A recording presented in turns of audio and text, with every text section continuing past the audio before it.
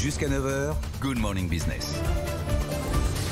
Il est 8h19 et je suis avec Louis-Alexis de Gemini, le directeur général de Deezer. Bonjour Louis-Alexis de Gemini, merci d'être avec nous. Alors, il y a peut-être un paradoxe, on a entendu depuis New York Cédric Fesch nous dire que les résultats de Netflix étaient spectaculaires, le streaming vidéo fonctionne comme jamais en cette période de confinement, mais qu'en est-il du streaming musical? Les premiers jours, ça avait plutôt baissé. Que se passe-t-il? Comment les Français utilisent le streaming audio? Racontez-nous.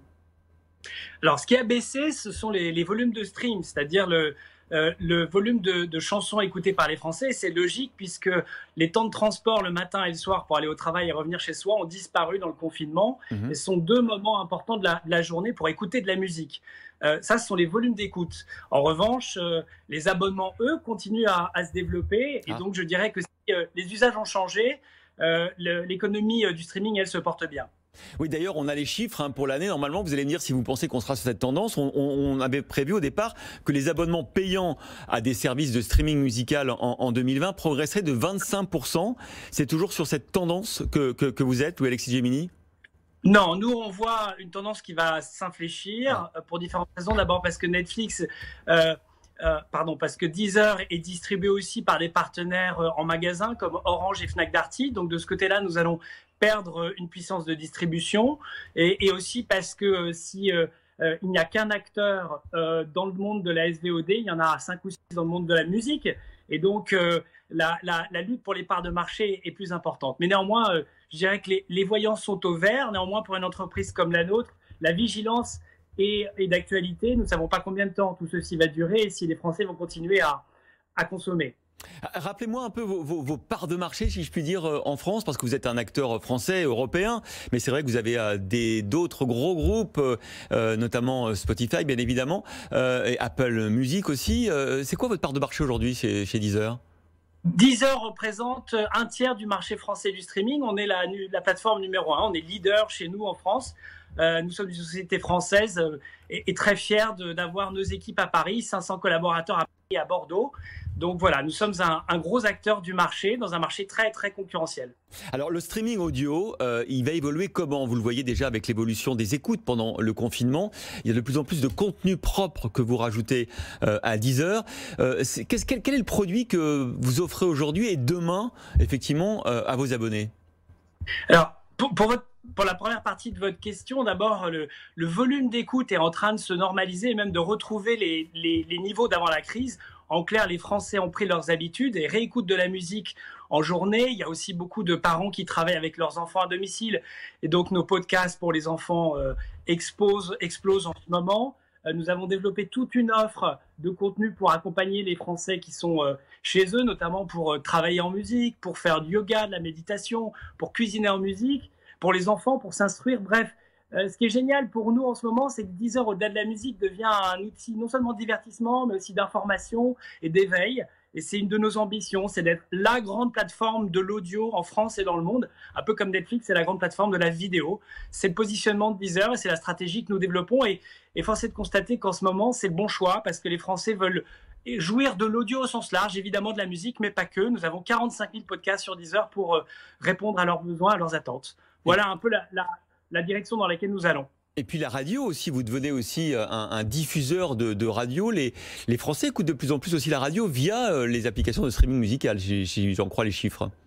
Absolument. D'abord, il y a eu une explosion des écoutes de la radio sur Deezer pendant les 15 premiers jours du confinement. Ce matin, j'ai écouté BFM Business sur Deezer.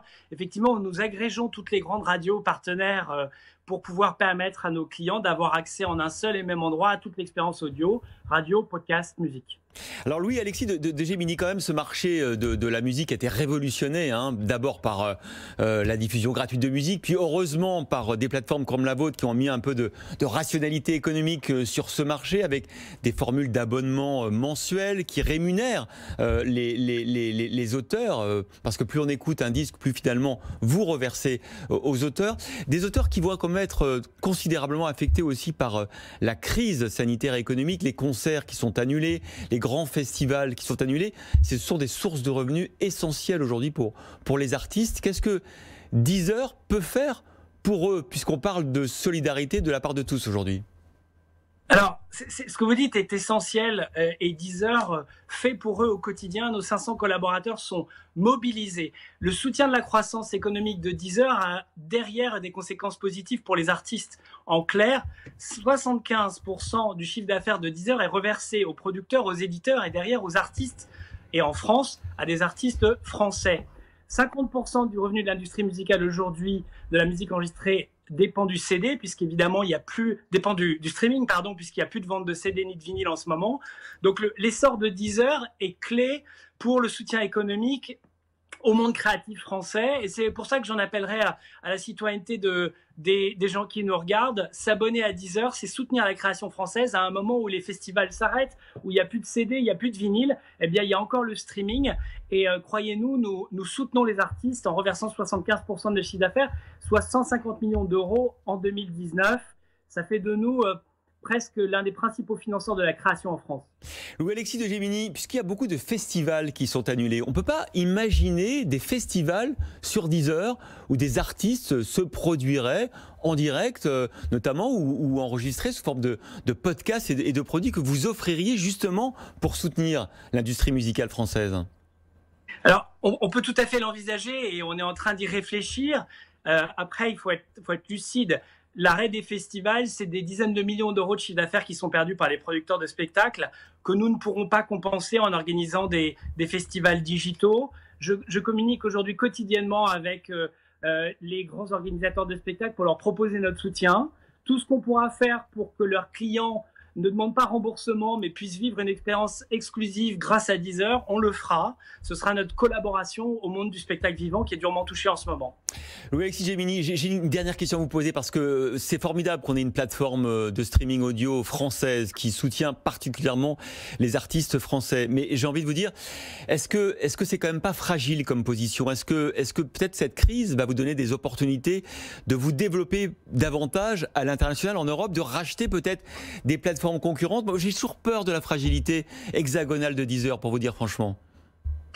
D'abord, merci de souligner qu'on est un acteur français et que c'est bien d'avoir une boîte française dans les leaders mondiaux du streaming musical.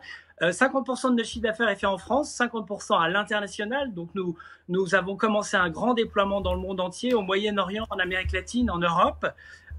Néanmoins, vous avez raison de le souligner. Nous sommes des entreprises technologiques dont le cœur de métier, c'est l'innovation, l'investissement dans des talents.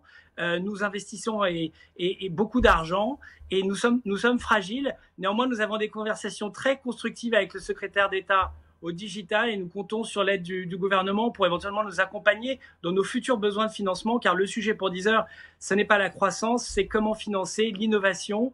Et pour ça, nous savons qu'en France, on sera soutenu. En tout cas, c'est ce qu'on espère. Et donc, vous pourrez peut-être faire recours au bras armé de l'État, qui est notamment la BPI, pour vous accompagner dans votre développement futur? Tout à fait, la BPI et les prêts garantis par l'État sont peut-être une nécessité pour nous permettre de gérer nos gaps de trésorerie dans les mois et les semaines qui viennent.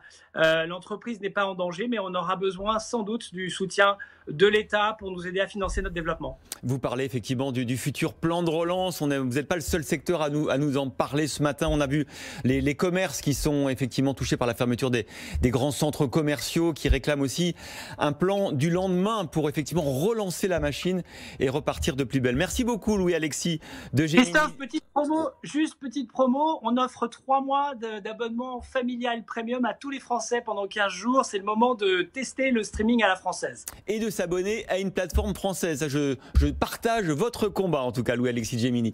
Merci beaucoup d'avoir été notre invité dans Good Morning Business. On va retrouver le journal. Il est bientôt 8h30.